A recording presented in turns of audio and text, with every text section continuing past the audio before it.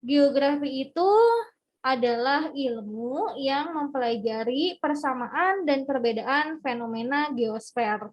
Nah, fenomena geosfer itu apa aja? Nah, salah satunya adalah yang mau kita pelajari hari ini, yaitu si litosfer ini, ya. Sebetulnya nanti si geosfer itu ada banyak sekali. Selain litosfer, ada juga biosfer, ada hidrosfer, ada atmosfer, ada antroposfer.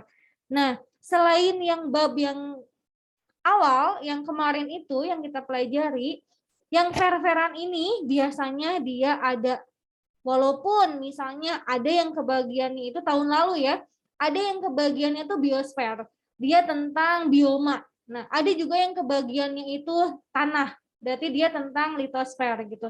Jadi pokoknya kalau yang ver-veran ini nih, kalian wajib harus dipelajari ya.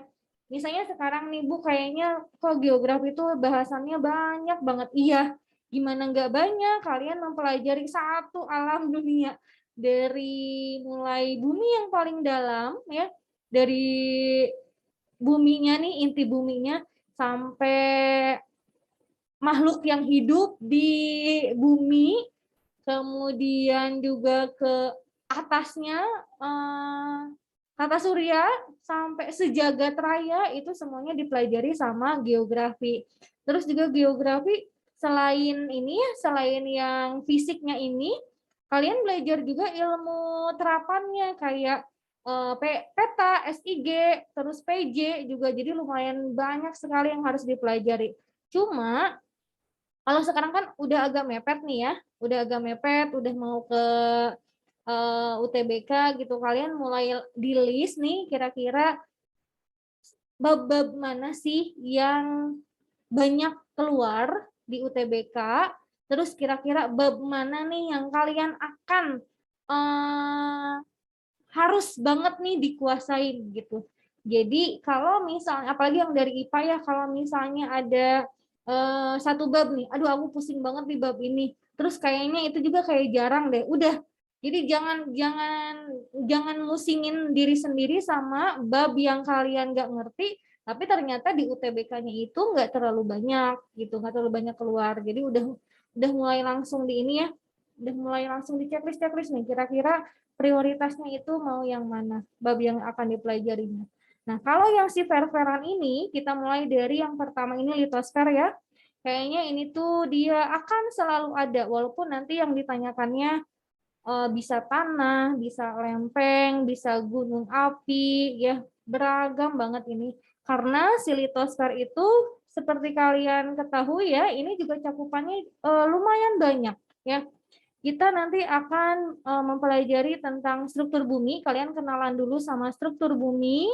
Kemudian juga ada batuan penyusun litosfer. Kemudian juga ada tenaga pembentuk muka bumi, itu ada tenaga endogen, tenaga eksogen. Tenaga endogen aja ada 3, ya. Tektonisme, vulkanisme, sama seisme.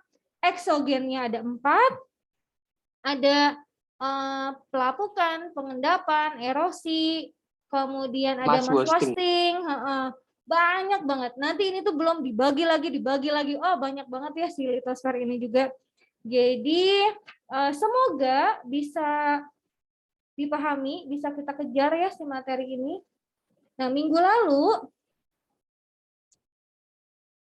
lalu itu kita, nah ini nih, kayaknya Ibu udah sedikit bahas ya, yang mau kita pelajari di bab ini adalah litosfer. Nah, litosfer itu sebetulnya yang mana sih? Jadi kalau misalnya di lapisan bumi, ini ada 3 lapisan. Lapisan yang paling dalam ini disebutnya barisfer atau inti bumi.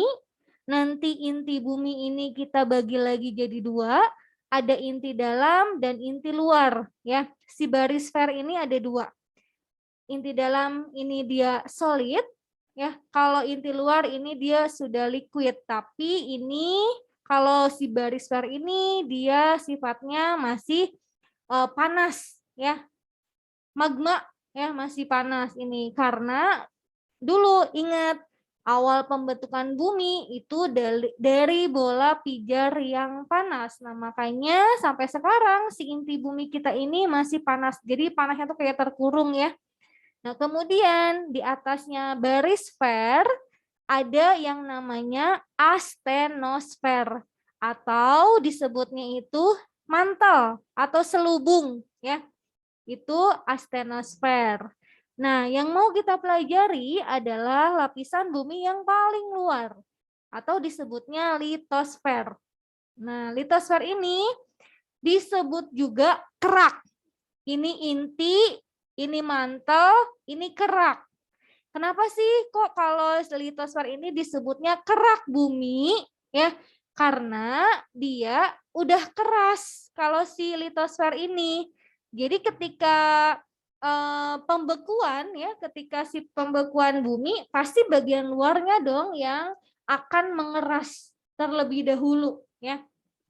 Nah, jadi kenapa litosfer ini disebutnya kerak? Karena memang keras. Kenapa keras? Nah, karena tersusunnya ini dari batuan dan mineral. Jadi yang mau kita bahas itu adalah yang ininya ya, yang paling atasnya. Nih, yang kita injek, yang kita tinggali gitu ya si litosfer ini. Oke. Nah, sekarang tadi kenapa sih keras? Karena tersusun dari batuan. Nah, batuan penyusunnya itu sebetulnya ada 3. Yang pertama ada batuan beku, kemudian ada batuan sedimen, dan batuan metamorf.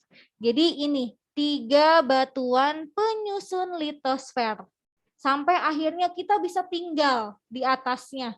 Ya, 3 batuan ini sebetulnya cikal bakalnya itu sebelum menjadi batuan itu adalah satu unsur, satu material.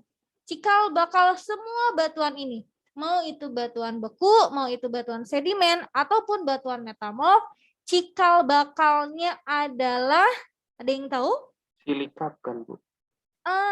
Yang tadi sempat di-mention, yang masih panas. Magma. Magma. Oke, ini suara siapa ya? Oke, magma. Nah, jadi cikal bakal si semua batuan ini awalnya itu dari magma. Nah, magma itu kan dia yang tadi ya, dia masih di dalam, kemudian dia masih panas dan cair. Gimana sih kok dia bisa dari magma itu ke batuan beku? Kemudian bisa juga jadi batuan sedimen, bisa juga jadi batuan metamorf. Nah, sebetulnya ini ada yang namanya siklus batuan. Ada yang pernah lihat ada siklusnya? Pernah, Bu. Pernah. Nah, seperti ini kurang lebih. Tapi ini teh Ibu nggak bisa nyoret-nyoret nih. Bentar ya. Nah, ini siklus batuan. Jadi, cikal bakal dari si batuan beku, batuan sedimen, dan batuan metamorf ini semuanya asalnya itu dari magma. Ya, bentar ya. Oh, Ibu nggak bisa nyoret.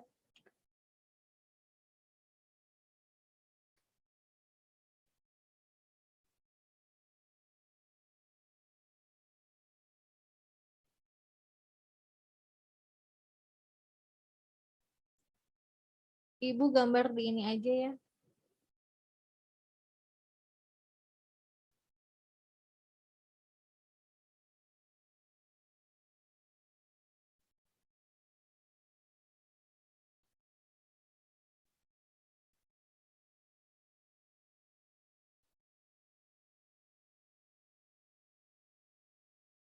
Sebentar, coba ya. Ibu mau gambar ini si siklus batuannya.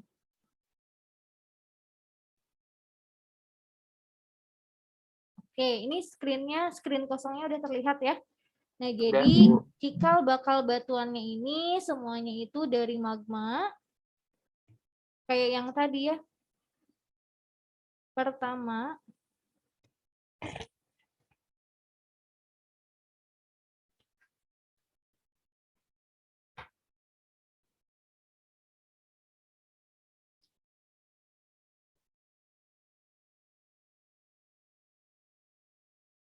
ini ada 3 ya.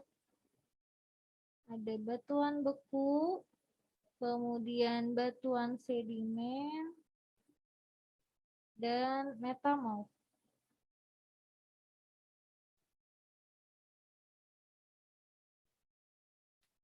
Oke, pertama ini kan awalnya itu ya cikal bakalnya itu dari magma.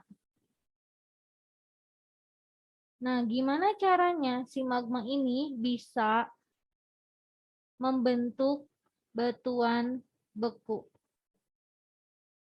Si magma ini kan dia sifatnya masih cair, masih panas.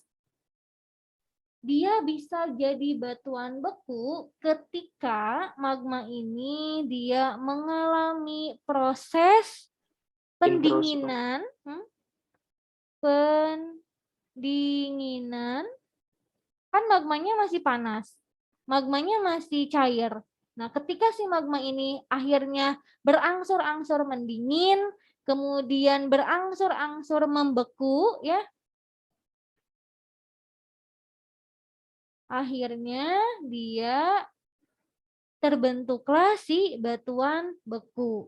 Oke ya, magma mengalami pendinginan, mengalami pembekuan, jadi batuan beku. Kemudian nanti dari sini setelah terbentuk ya, ini akan jadi batuan sedimen. Sedimen itu apa sih? Nama lain dari apa? Endapan ya, Bu. Pengendapan, betul, sedimen. Jadi si batuan sedimen ini dia hasil pengendapan ya. Nah, jadi nanti ketika sudah terbentuk ini ya batuan beku, terjadilah pengangkutan. Aduh, maaf ya kalau tulisannya ini miring-miring. Kalau ada yang nggak kebaca, tanyain langsung ya. Nanti dia mengalami proses pengangkutan, diangkutnya itu oleh apa ya? Nanti ada kita bagi lagi beberapa macam. Kemudian setelah diangkut itu dia diendapannya di mana? Pengangkutan dan pengendapan ini udah pasti, makanya nanti dia jadinya batuan sedimen, batuan endapan ya. Akhirnya udah nih jadi batuan sedimen. Nanti Ibu jelasin ya satu-satu ini batuan sedimen apa-apa aja.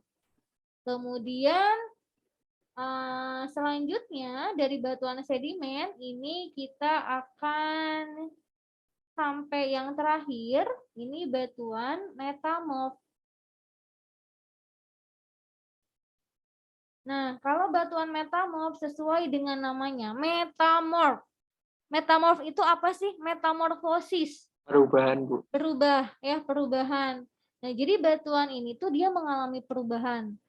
Awalnya dia bisa jadi dari batuan sedimen atau bisa juga dari batuan beku yang mengalami perubahan. Nah, berubahnya itu kenapa?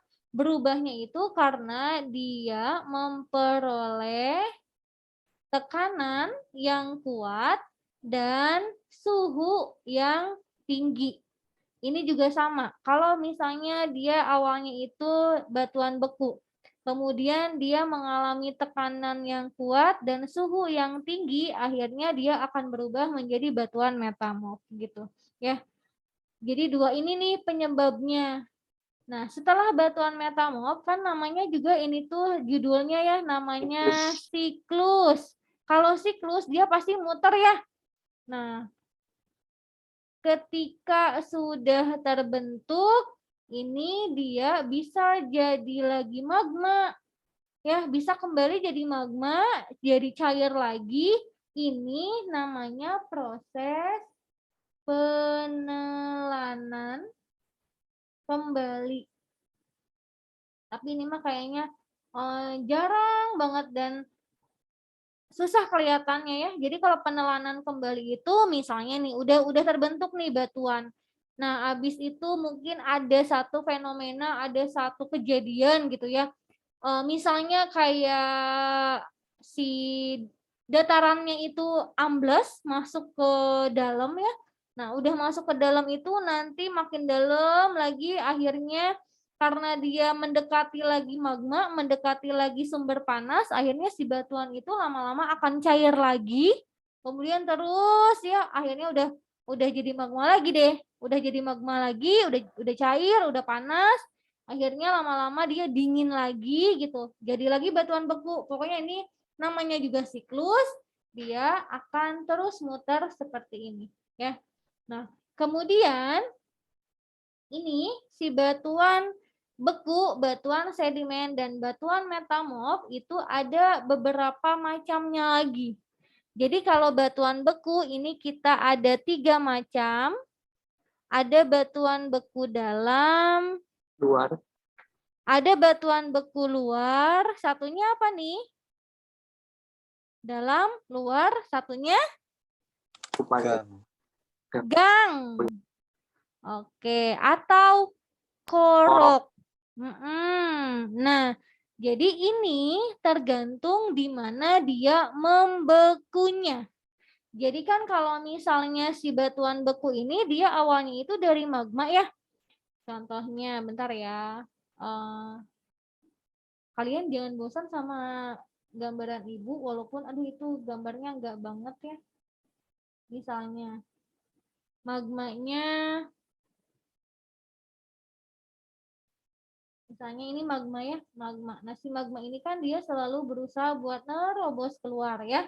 Nah, magma ini ketika magmanya dia masih di dalam permukaan bumi, masih di sekitar sini, tapi dia sudah membeku ya, dia namanya batuan beku dalam.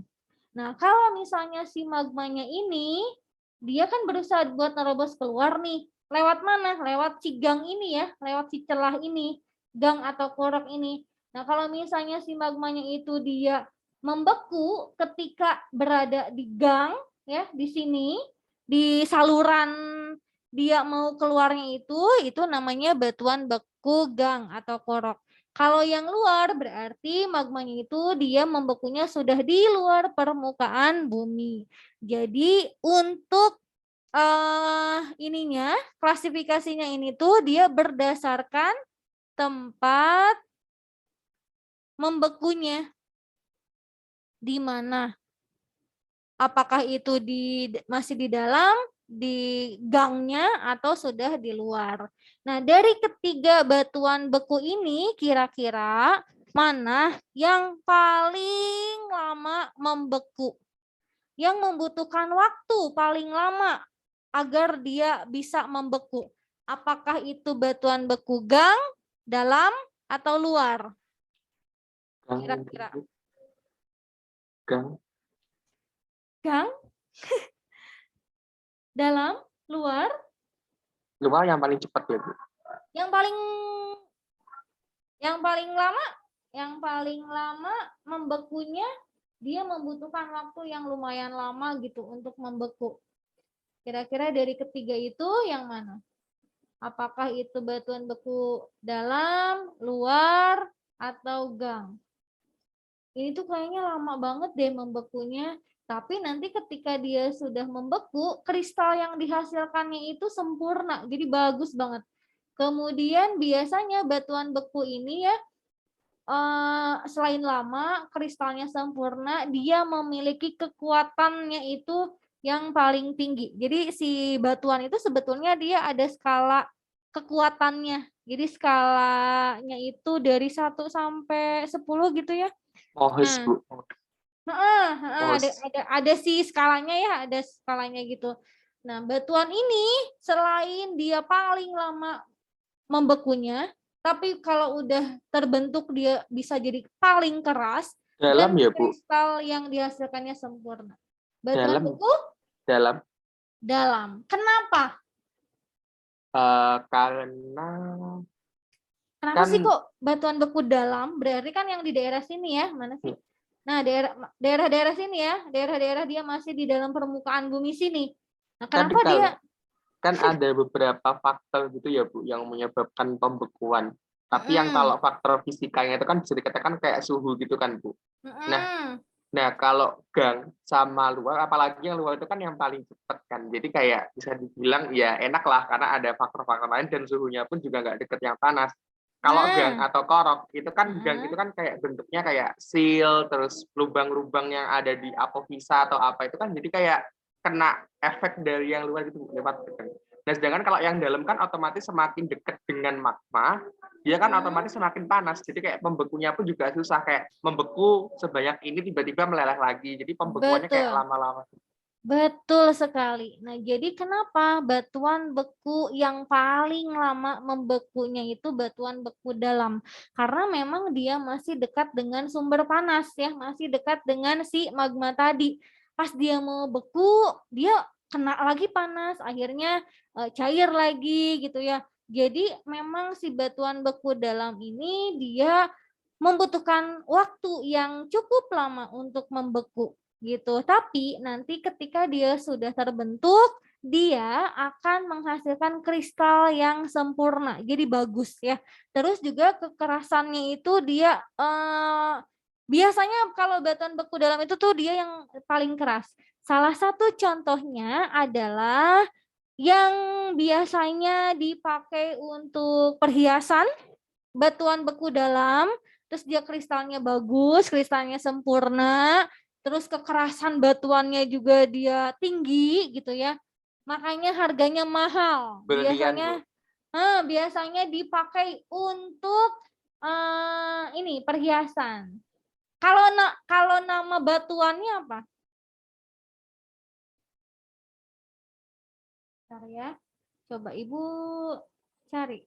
Nama batuannya biasanya dipakai untuk nama cewek.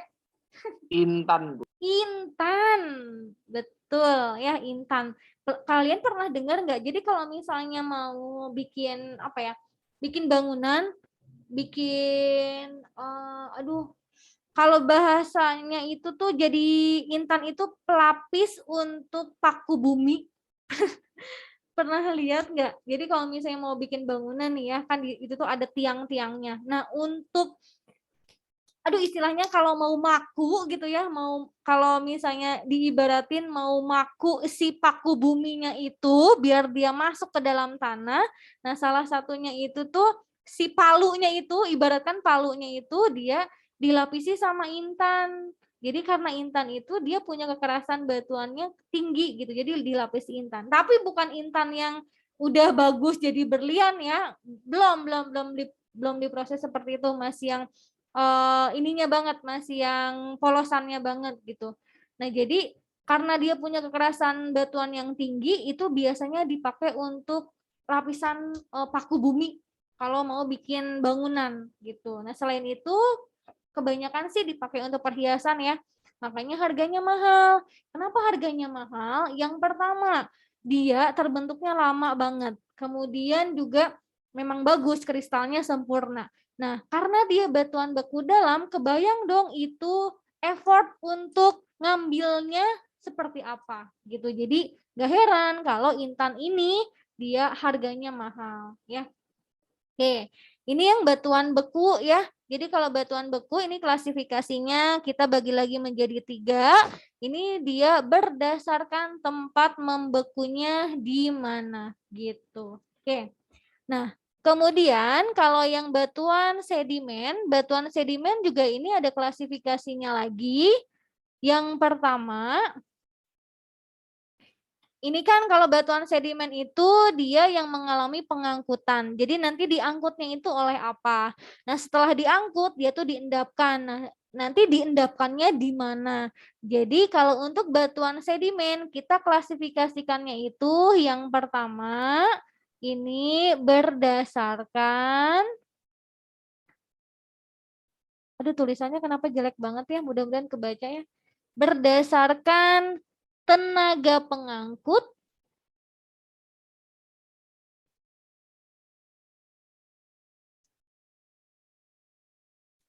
nah, berdasarkan tenaga pengangkut, ini kita bagi jadi 3.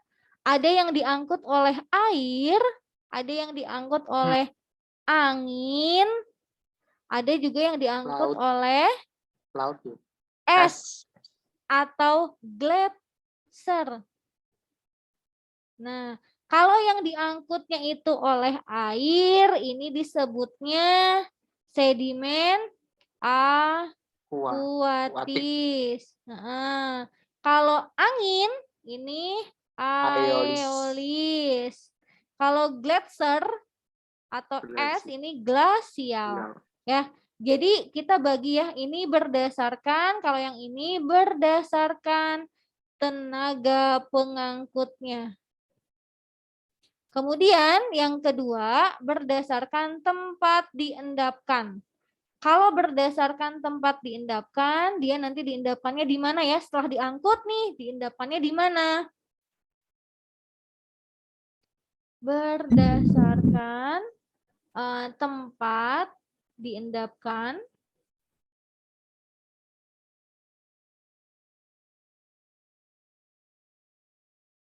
Nah, yang pertama, ada yang diendapkannya itu di daratan, ada yang di sungai, kemudian ada juga yang di danau atau rawa, ada juga yang di laut, betul. Kalau yang di daratan ini namanya teristial. Kalau yang di sungai namanya fluvial. Kalau yang di danau atau rawa, ini ada yang menyebutnya limnis, ada juga yang menyebutnya itu lextre. Nah, kalau yang di laut, marin. Nah, ini ya. Jadi ada dua. Kalau yang sedimen, dia nanti berdasarkan tenaga pengangkutnya, diangkutnya itu oleh apa, dan tempat diendapkannya. Dia diendapkannya itu di mana? Salah satunya, misalnya contohnya ya, contoh bentukannya itu, contoh batuannya itu, apa ya? Misalnya kalian pernah main ke sungai? Kalian pernah main ke sungai nggak sih? Apalagi yang orang Jakarta, gimana? Safa orang Jakarta pernah main ke sungai nggak sih? Sungainya bukan yang Jakarta yang jelas. Nah, misalnya kalau kalian pernah arung jeram gitu ya, pernah rafting, pernah main ke sungai, jadi di sungai itu kan selalu ada batuan yang gede-gede, ya enggak? Nah, ya, tapi ternyata enggak tiap ini tuh beda-beda gitu. Jadi kan sungai ini tuh dia ada sungai bagian hulu, tengah, dan hilir ya. Nah, kalau misalnya kalian rafting ya, biasanya kan batuannya tuh gede-gede. Terus ada arusnya gitu ya, ada jeramnya ya. Nah, biasanya itu di bagian hulunya. Jadi kalau kalian perhatiin, kalau di bagian hulu tuh dia ada batuan yang gede-gede, tapi batuannya itu tuh benar-benar yang masih apa ya? Bisa dibilang masih alami gitu, masih yang runcing-runcing kalau yang bagian hulu ini ya. Jadi si batuannya tuh udah gede terus runcing-runcing. Jadi kalau kalian mau nginjek tuh agak susah gitu, mau duduk tuh agak susah karena masih runcing-runcing. Nah, kemudian ke tengah ya, lanjut ke tengah, batuannya masih gede-gede. Tapi seenggaknya ini tuh udah sudut-sudutnya tuh udah hilang gitu ya. Sudah terkikis. Nah, terkikisnya ini bisa karena arus airnya, bisa karena gesekan dinding sungainya. Sampai akhirnya si sudut-sudutnya ini hilang ya. Tapi dia masih gede-gede. Nah, kemudian kalau udah ke hilir, apalagi yang udah di dataran rendah gitu ya. Kalian pernah ngeliat nggak kok kalau sungainya di hulu masih dekat sama gunung gitu ya, sungainya tuh kayak jernih gitu ya, masih bagus. Tapi kok kalau di hilir sungainya tuh udah coklat, udah apa ya, pokoknya enggak ini deh, airnya tuh beda ya. Nah, kenapa di airnya coklat? Karena bagian hilir ini dia banyak sedimentasi, banyak pengendapan pasir, lumpur ya. Nah, kalau kalian pernah ngelihat yang nambang pasir ya, yang nambang pasir itu dia pasti di sungai. Sungainya itu pasti di wilayah bagian hilirnya ya. Karena Kalau yang di atas ini, di atas ini, si batuannya itu masih relatif gede-gede. Kalau udah ke bawah, ke hilir, batuannya ini udah mulai kecil-kecil, ya. Karena tadi dia bisa terkikis sama si airnya atau sama badan sungainya, gitu. Nah, sampai akhirnya di sini ngumpul nih si kerikil-kerikil gitu ya, pasir, lumpur, dan segala macam. Nah, pasir ini kalau misalnya berdasarkan tenaga pengangkutnya, pasir ini termasuknya yang mana? Air ya, Bu.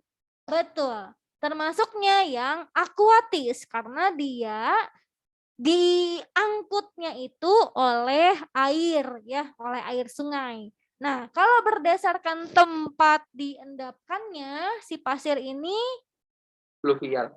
fluvial karena dia diendapkan di sungai gitu ya teman-teman. Jadi sedimen ini ada dua, ada yang berdasarkan tenaga, ada yang berdasarkan tempat diendapkan. Terus apalagi ya, contohnya kayak sand dunes atau gumuk pasir. Salah satu contoh yang terkenal, yang lumayan terkenal itu adalah Parangkusumo yang ada di Parangtritis, Yogyakarta.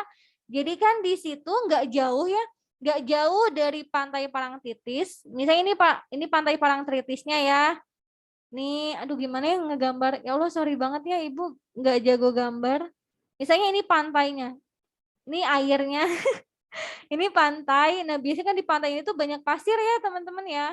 Nah, nanti si pasir ini dia kan suka kena angin tuh, angin laut ya apalagi. Nah, jadi si pasir-pasir ini dia karena ke bawah sama angin ya, ke bawah sama angin akhirnya dia terbang. Terus dijatuhkan di tempat yang sama. Dalam waktu yang lama akhirnya ngumpul. Akhirnya terbentuklah suatu gundukan atau gumuk ya, suatu gumuk pasir. Pokoknya nggak jauh kan ya si Parangkusumo itu dari Parangtritisnya. Akhirnya udah tuh ngumpul si pasirnya ini yang hasil diterbangkan sama angin tadi. Ngumpul nih, akhirnya jadi gundukan, jadi gumuk pasir. Nah, atau sand dunes biasanya kalau sekarang itu udah jadi tempat wisata ya, ramai banget kalau ke sana itu.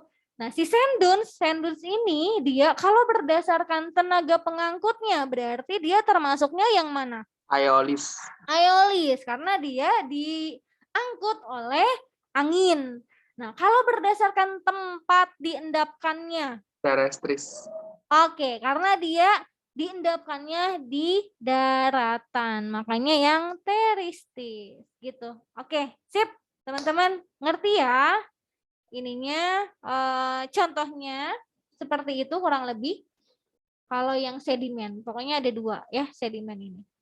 Oke, next, terakhir metamorf. Nah, metamorf ini juga ada klasifikasinya lagi. Yang pertama, ada yang tahu? Yang pertama ini ada metamorf. Hah? Metamorf dinamo, pernah dengar nggak? Oh, Dinamo, pernah. kontak, regional. Regional? Iya nggak sih, Bu? Pneumatolistis. Nah, kan tadi ya, kalau misalnya metamorf ini dia batuannya itu berubah. Berubahnya itu karena apa? Ada yang karena pengaruh tekanan, ada juga yang pengaruh suhu yang tinggi. Jadi dia dapat tekanan yang kuat atau dapat pengaruh suhu yang tinggi. Nah, jadi di sini ada metamorf dinamo dan metamorf kontak. Nah, tapi ada satu lagi nih. Ada metamorf pneumatolistis. Kalau pneumatolistis ini satu-satu ya. Kalau yang kontak, dinamo dulu, dinamo. Kalau dinamo ini karena pengaruh apa? Pengaruh tekanan atau pengaruh suhu? Tekanan dan suhu bukan, Bu? Yang mana, yo? Tekanan, Ibu. Hah? Tekanan. Tekanan. Ini siapa? Ini Ray. Iya, Bu. Oke. Kalau yang kontak? Karena suhu. Yakin? Metamorf. Iya, Bu. Kontak suhu, Bu. Iya. Dinamo.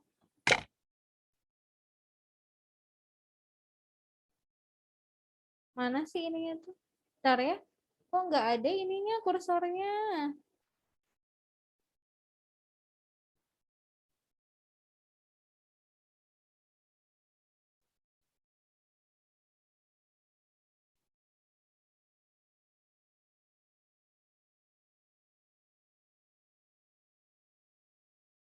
Bentar ya, kok ini jadi hilang ininya?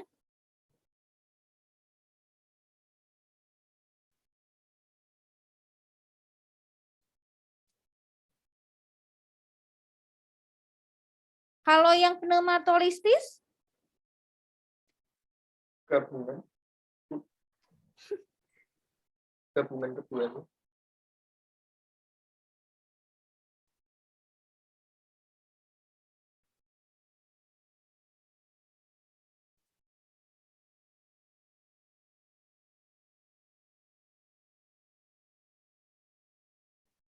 Bentar. Oh, ini nih udah ada nih.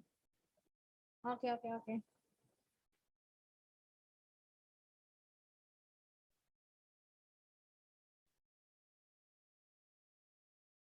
Dinamo ini karena apa tadi? Tekanan atau suhu? Tekanan. Tekanan. Kontak. Suhu. Pneumatolistis ini dia gabungan ya? Gabungan. Dia ada tekanannya, ada suhunya. Kemudian kalau yang pneumatolistis ini dia kadang disusupi juga unsur lain. Jadi unsur kimianya itu dia berubah juga ya. Karena dia ada unsur lain yang masuk. Nah, gitu. Jadi kalau yang si metamorf ini dia ada 3, dinamo, kontak, sama pneumatolistis. Ini siklus batuan. Mudah-mudahan bisa dipahami ya, walaupun ya ampun ini gambarnya nggak banget. Semoga bisa ngerti kalian ininya. Ibu, aku mau nanya, Bu. Boleh, Safa. Kan kalau misalkan batuan metamorf itu salah satu contohnya kan marmer ya, Bu ya. Nah, biasanya kalau di kehidupan kita tuh biasanya kalau ada marmer, barang yang biasanya menggantikan marmer itu kan substitusi terdekatnya biasanya granit, Bu. Nah, kalau Granit batuan apa? granit itu aku mau nanya, Bu, itu justru batuan metamorf atau dia beku, Bu? Kalau granit mah itu dia Beku ya, Bu? Iya, jadi si marmer itu dia itu batuan metamorfnya. Jadi gini Oh, jadi Safa, misalnya si yang kan kita tuh sering pakainya marmer nih, tapi kan kalau marmer itu kita tahu ya dia agak mahal gitu ya. Dia nilai ekonominya lumayan tinggi. Nah, jadi kalau misalnya tadi kata Safa, kadang digantinya itu sama granit. Nah, sebetulnya awalnya itu tuh granit dulu. Nah, jadi sebelum jadi si marmer itu dia granit dulu gitu. Jadi granit dulu, granit kan dia batuan apa? Batuan beku beku ya. ya? Kalau granit itu dia batuan beku. Nah, kemudian nanti si granit ini dia mengalami ini tadi ada tekanan yang kuat, akhirnya dia jadi marmer deh gitu. Bisa jadi si marmer ini dia lebih mahal ya mungkin karena prosesnya juga gitu. Jadi granit dulu sebelum marmer. Gitu Safa kalau untuk granit Oh, dan berarti justru marmer. prosesnya dari granit dulu baru marmer gitu ya, Bu? Dia dari batuan beku dulu jadi sebelum terbentuk si marmer itu dia granit dulu awalnya gitu. Oke, Jadi Bu. beda jenis ininya ya, beda jenis batuannya. Kalau granit itu dia batuannya batuan beku. Nah ini nih, jadi ini ya, kalau misalnya si batuan itu, kalau batuan beku ini ada 3, kalau batuan sedimen ini ada 2, ya. Kemudian batuan metamorf ini ada 3. Next. Ini si siklus batuannya ini tadinya Ibu mau nulis tapi ternyata nggak bisa langsung nulis di sini. Oke. Nah, kemudian yang selanjutnya adalah ini yang Ibu share Kelihatan, Bu. yang mana ya? Udah yang tenaga slide ya? pembentuk. Yang tenaga pembentuk muka bumi ya, yang itu ya? Ya, Bu. Oke, sip. Nah, jadi kita udah tahu nih, batuan penyusun litosfer itu ada 3. Ada batuan beku, ada batuan sedimen, dan batuan metamorf dengan berbagai jenisnya masing-masing.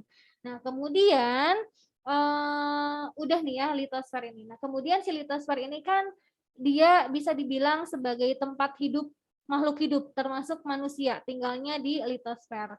Nah, nanti apakah litosfer kita ini dia bentuknya itu kayak lapangan gitu ya udah aja dia rata gitu ya kayak lapangan yang luas gitu kan enggak ya. Nah, jadi si litosfer ini atau si bentuk muka bumi kita ini kan beragam. Ada yang dataran tinggi, ada yang dataran rendah, ada pegunungan, ada laut, ada palung dan segala macam. Nah, sebetulnya di sini ada 2 tenaga pembentuk muka bumi. Ini kelas 10 kalau masih ingat ya. Yang pertama adalah tenaga endogen. Tenaga endogen ini kita bagi lagi menjadi 3. Ada tektonisme. Kalau tektonisme nanti yang akan dibahas adalah pergerakan lempeng, kemudian batuan juga lempeng, batuan juga sedikit. Terus juga ada vulkanisme. Kalau vulkanisme ini berkaitannya dengan aktivitas gunung api. Ini juga nanti yang mau dibahas itu ada tipe gunung api, tipe erupsi, tipe letusan, lumayan banyak juga ya.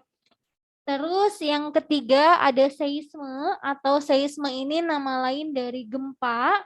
Nah, nanti kalian akan ada juga disuruh untuk menghitung jarak epicentrum gempa. Jadi nanti ada rumusnya ya.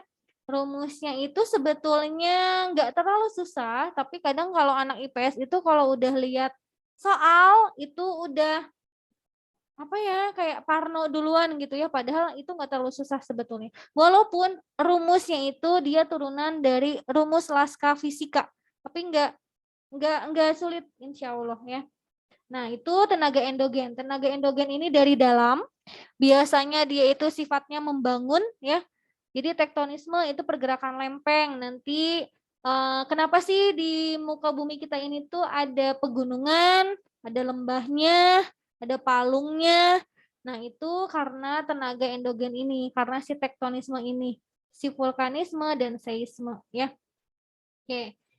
Kemudian yang kedua ada tenaga eksogen. Kalau tenaga eksogen ini dia tenaga dari luar. Nah, kalau di buku-buku sih bilangnya ini tuh tenaga eksogen itu sifatnya merusak. Kalau yang endogen itu sifatnya membangun. Kalau eksogen merusak. Kenapa merusak? Mungkin ya. Kalau erosi ini dia pengikisan batuan. Nanti ini ada berbagai macam lagi. Kita klasifikasikan lagi, ada erosinya apa aja. Kemudian juga ada pelapukan. Pelapukan ini atau penghancuran massa batuan. Nah, kenapa sih si batuan itu bisa hancur? Ini juga ada klasifikasinya lagi. Kemudian juga yang ketiga ada sedimentasi. Sedimentasi ini pengendapan kurang lebih kayak yang udah dibahas tadi, ada sedimentasinya itu menurut tenaga dan tempatnya. Nah, terakhir ada mass wasting atau pergerakan massa batuan. Nah, pergerakan massa batuan ini yang mungkin kalian sering dengar, yang mungkin kalian sering lihat itu salah satu contohnya dari mass wasting ini adalah longsor ya.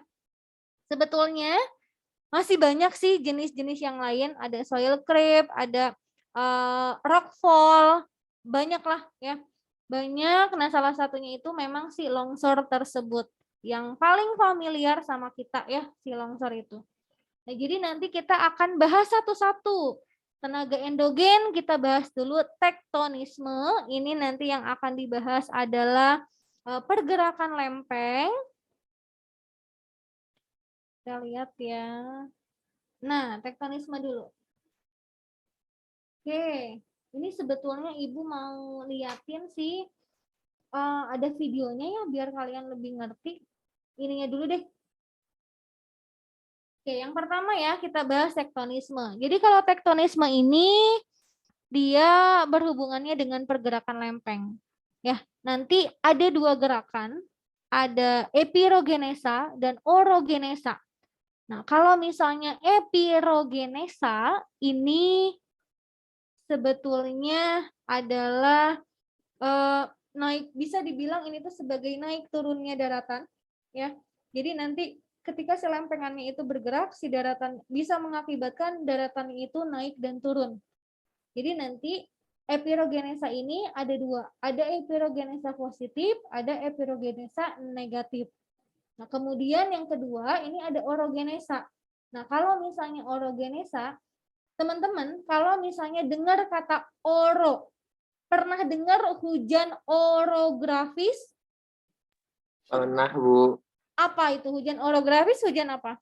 Hujan yang terjadi di daerah gunungan. Oke, yang terjadi di wilayah pegunungan. Jadi misalnya, kalau kalian dengar kata oro, nih orogenesa, ini tuh nggak jauh-jauh dari pegunungan. Jadi kalau epirogenesa ini dia lebih ke pembentukan kontinen atau benua ya. Kalau yang orogenesa ini lebih ke pembentukan pegunungan ya. Nah, nanti kita bahas satu-satu dari mulai epirogenesa. Epirogenesa juga ini ada dua, ada yang positif dan ada yang negatif ya. Tapi kayaknya waktunya nggak cukup, jadi mungkin dibahas lebih lanjutnya lagi, dibahas lebih detailnya lagi minggu depan ya. Mudah-mudahan bisa dikebut. Ini lumayan banyak sih si litosfer ini ya, memang banyak banget ininya. Tektonisme aja tuh lumayan banyak, belum lagi vulkanisme, seisme. Mudah-mudahan bisa dikejar ya. Oke. Kayaknya waktunya nggak cukup ya, udah habis ini. Nanggung kalau Ibu mau jelasin lebih detailnya lagi. Ada yang mau ditanyakan dulu nggak sebelum Ibu tutup nih untuk hari ini? Kalian boleh ya Pertanyaannya coba. sih simpen minggu depan aja Ibu. Artinya belum nyampe. Belum nyampe pertanyaannya, boleh. Nah, kalau misalnya kalian di rumah juga boleh coba-coba diisi kaji latih standar 2-nya.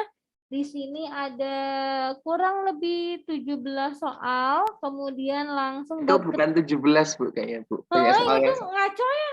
ada 2 soal yang sama, Bu. Ada Oh 2 soal. iya. Aslinya tetap Yang mana 15. Kalau geografi suka kebiasaan tuh nomornya ngacak-ngacak. Ya, benar sekali, Bu. Oh ya, mohon maaf ya teman-teman ya. Oh iya, ini ada nomor yang sama ya. Tata Surya Nebula Emmanuel. Oh, yang 13 14 ini sama ya? Ya, sama nomor 15 dan nomor 3, Bu. 15 dan 3 itu juga sama. Oh, iya. Oke, berarti ini sebetulnya tetap aja 15 soal ya. Nah, boleh kalian dicoba diisi ya. Kemudian langsung ke kaji latih standar 3 juga ini masih litosfer. Tuh, lihat di kaji latih standar 3 udah mulai ada cara menghitung, soal menghitung jarak epicentrum.